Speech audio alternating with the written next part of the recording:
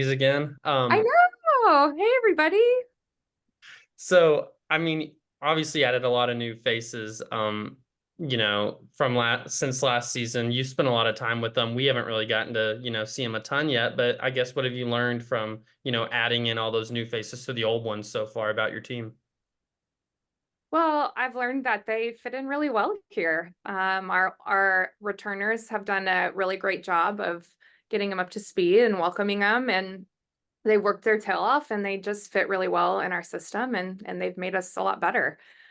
So it's the combo of four transfers and four freshmen. I think our freshmen are really athletic. We have two catchers, and we saw the same transition that we typically do with our freshmen of coming in, maybe getting a little bit like big-eyed and then settling in, and they've settled in and they've done a really great job. And our four transfers are huge additions as well. So with Bree and Nia and Reese and Morgan, they're four impact players that we're gonna ask a lot of this season. And they've had a great fall, and just really glad they're here. Yeah, and I know the last time that we talked, you said that, kind of the plan is maybe just a lot of pitching by tandem, just because you don't have, your Shanice this year, your lockdown ace. Is that kind of still kind of the plan moving forward? Yeah, very much so. We've been working a lot in the break of just getting really comfortable with who pairs well with the others, and type of offenses they might match up well with, and just getting really comfortable with that. But yeah, I still expect us to pitch by committee. I think we have the deepest and the most arms that we have a really well-rounded staff. But it is different. We haven't had that lockdown number one since, you know, we have since my second year. This is the first year that we are going to pitch by committee, but that's the way the sport's going, and we have the group to do it. So I'm excited for the challenge. And then last thing I'll ask is just I know y'all always play in some early season tournaments before you come home. What stood out to you about, the one in Boca Raton and then going to play in Tucson, about maybe those fields that drew y'all to want to go play there? Well, it's warm and on the beach in Boca, so that's one thing. And just the teams. We're really particular about who we play, and who we play early to challenge us, but to also project them to have great seasons too. So the lineup in Boca is really appealing, and obviously the weather. And then the teams in Tucson too are going to be a great challenge. The thing that Tucson brings too is the ball flies there. So, just kind of the challenge of a potent offense and keeping them in the park, and when the ball flies out of there real quick. So it's just different dynamics, different, challenges, and they'll be great. And then Matt handpicks our home tournament. So he filled all three of those, and they're really great tournaments. So it'll be great. Dudley? Hey, talk to me a little bit about, you've got some returnees, obviously, that played a lot of games, and you've got some newcomers. How does the leadership fit in all that with the veterans coming back and the newcomers? Well, I think it's good. I think that's a good chunk of what you learn through the fall is every team has a different leadership dynamic, and this one's different than last year, which was different than the year before. And so it's just finding, when you graduate, who might be your leaders, of who's going to step up and become that voice, and who's going to hold that standard, and just, and so we've found that through the fall. I think we've had, probably four or so really emerge as leaders. And it wouldn't have been necessarily who I would have chosen at the start of the year, but that's how every year kind of surprises you. And but this team has done an incredible job. They've answered every challenge. We've held them to a higher standard and more consistently than ever. And so it was a fall of growth, and I really like the spot that we're in right now to go into this January and see this preseason before we And start. we've talked about how the batting lineup could go 1 to 13 if you wanted to, but about these early games, these early tournaments, playing a lot of games that give you an idea of what's going to be able to fit in best. Yeah, Yeah, I do. You know, we play a lot of games. It's, you know, it's a good thing and the bad thing. You have to, as a coach, hope you're playing well in those first 4 or 5 weeks because you're playing half your schedule. So you hope you're firing, you hope you're playing well, you hope you're meshing. I do think that we're gonna see a couple positions kind of trade out. I don't think that we have a clear starter. I think we have a lot that we want to see what they do, and then we have some that may not trade out. You know, we have, which you could guess with a, you know, when you have a bat like Kylie Halverson's or Brie Ellis or Hannah Gamble, they're, you know, they're going to be playing. And so we have some positions up for grabs. I don't think that whoever starts game 1 is going to be necessarily the starter in game 30 or game 50. But we have some really great depth. We have some really great athletes. And so you're going to see 13 or so get some solid at bats. One last question. Obviously, Bree is. Right. One last question. Obviously, Bree is so shy. Yeah. It's sarcastic, obviously, but talk about how her infectious personalities probably fit in well with your team. You know, the funny thing is I think when she came here, some people are like, whoa, that's not who they thought she would gravitate towards or who she would choose. And I'm telling you that she's fit in beautifully and seamlessly. I think she's outspoken, but I think she's incredibly confident, and her confidence, it spills out onto others. So she builds up her teammates really well, but it's also this confidence of like she doesn't think anyone's gonna get her out. She really does think she's gonna get a hit every time. And when you have a player like that that just kind of lives that way, a teammate like that lives that way, you can't help but start to take on some of those traits. So it has been a great fit, and really, really happy that she's here. Appreciate it. Mm-hmm. Eric?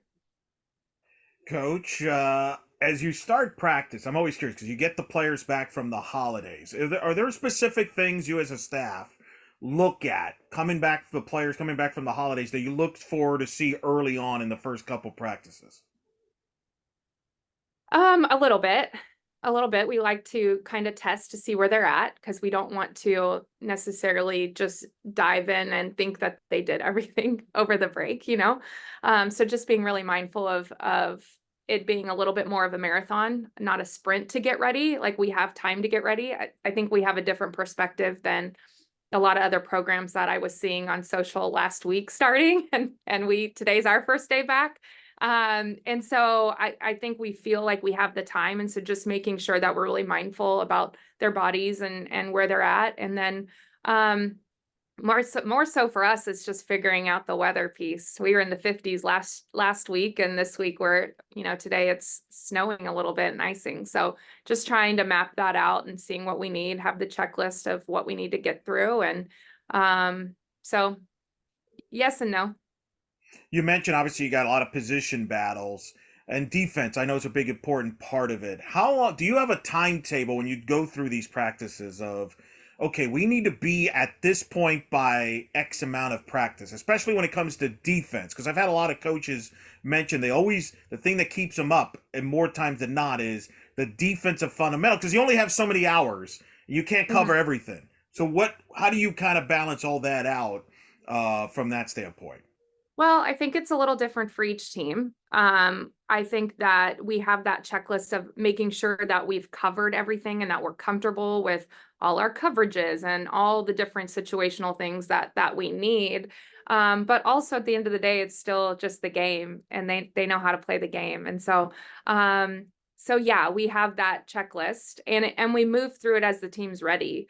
And just making sure that we have those very fundamental, those core things locked down. And that's the nice thing is, as you kind of change infield and outfield and all those things, and making sure you have your anchor. Like Kylie Halverson's our anchor in the infield. We've moved her from first to second, and that's the thing that like she keeps everybody on that same page.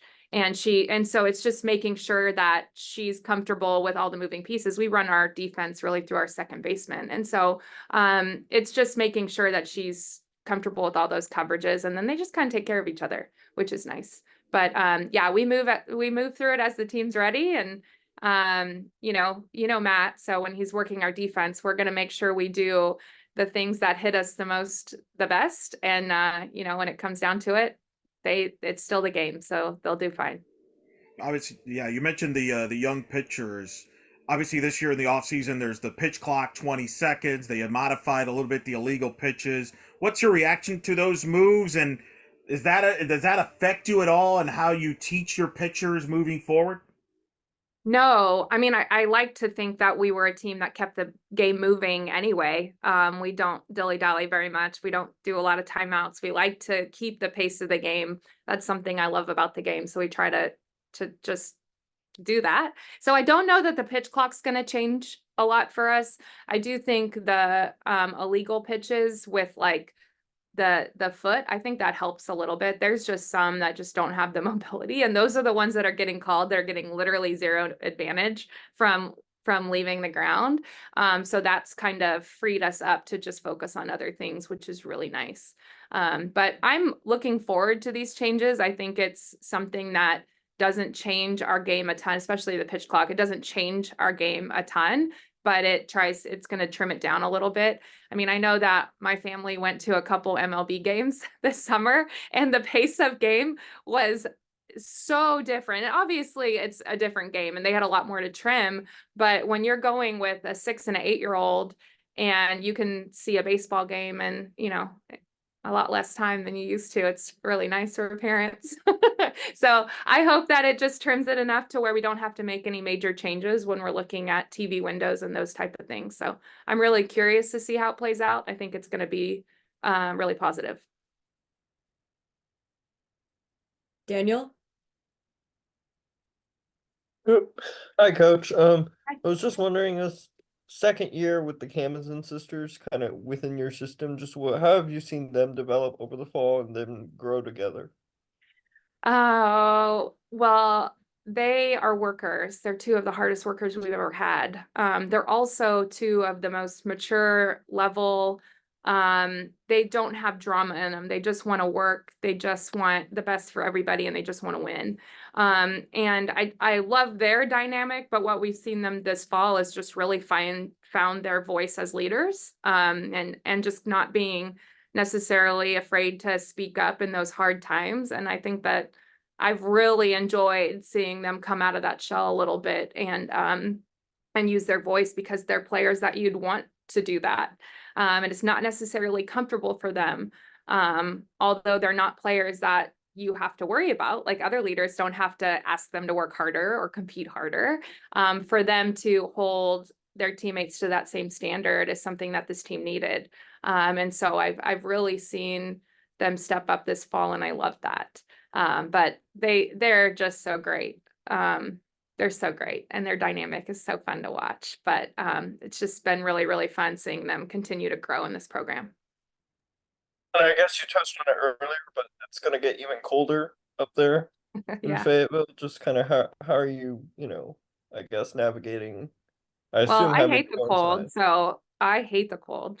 And we have a couple weeks stretch of it. And the nice thing is we have, I believe, the best indoor in the country. So we can do a full infield in there. We don't skip a beat to train in there, which is really nice. And it's ours, so we can get in there whenever we want.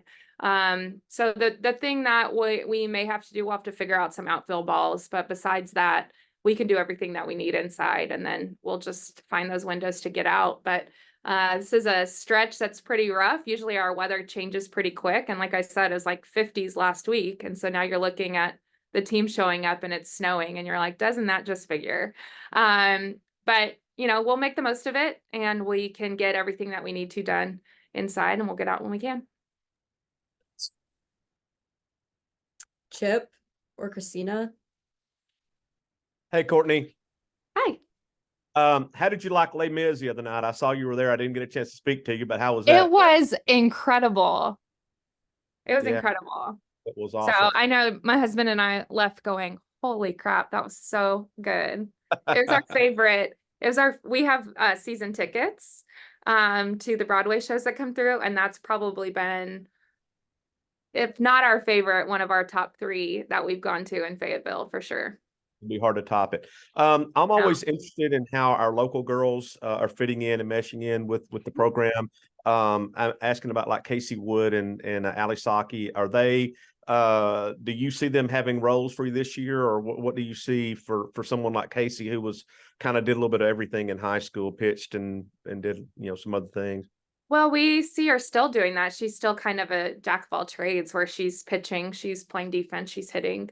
I think that their roles are still getting defined as they move forward, but I will say that they are incredibly hard workers. I think Casey's one of the toughest kids we've ever had come through here and just is a worker. I don't think she even cares too. She'll come and spin the ball against the wall for an hour. Like she's one of the most low maintenance workers. She just wants to get that work in. And so I just see them continuing to grow. Like Casey's someone that just wants to push everyone and get as good as she can and get better. And we're seeing that the growth through the fall. Same with Saki coming off her injury. I think she's still settling in and getting back to full strength. And we see that in Jaden Wells. Like we love our Arkansas kids because I mean, they're always hard workers. And then they just have such a pride for the Razorbacks. And it's something that is an absolute must on this team. And so they bring so much. You guys have been a team that's relied on the long ball a lot here in the last couple of years. Is that something you think you'll do again? Will you be that again, or will you be a team that plays more small ball? How will you be? I think you'll see a more balanced offense, but yeah, you're definitely going to see the long ball when you have Hannah Gamble, Kylie Halverson, Rylan Hedgecock, and Brie Ellis in your lineup. You're going to see the long ball, but we're going to have a more balanced offense. We have a lot more tools. I think we have just, I think we're more complete from top to bottom. And so, yeah, I think it's going to be very explosive, very dynamic, and very fun to watch. Thank you. Mm-hmm. Ethan? Yeah, I was just going to ask one last thing about how I know as much as it's the girls learning the two new coaches with DJ and Danielle, it's them also having to learn the team. Just how has that gone with kind of learning each other? Oh, I think it's gone great. I think that and it's us learning them too. I think that's the big thing is when you add two new staff members, we all have to learn how to work together and what each other needs and all of those things. And so I think it's been a lot of learning. I think the team has absolutely embraced both of them as they've embraced the team, but I think they work really well together. And I think that they've done a tremendous job with this team this fall. And I just love watching the dynamic of them teaching and our players just hanging on every word, just wanting to know. And I think sometimes they're like, okay, let me just get by with something. But no, it's like so consistent and such a high standard every day. And it has been a really great fall, a really great fall. Do we have any final questions for Coach Deifel? I just got one question. Obviously, you mentioned you're going to be in Boca. Jordan Clark was on your staff. She's looking forward to hosting you and then going back as kind of a de facto home and home. My question is, did you ever face a coach that you looked up to, or you were a mentor that either came to your place or you just played him and you were like, wow, that meant a lot that I got to face someone that I look up to and kind of try to model myself after? Well, that was nice.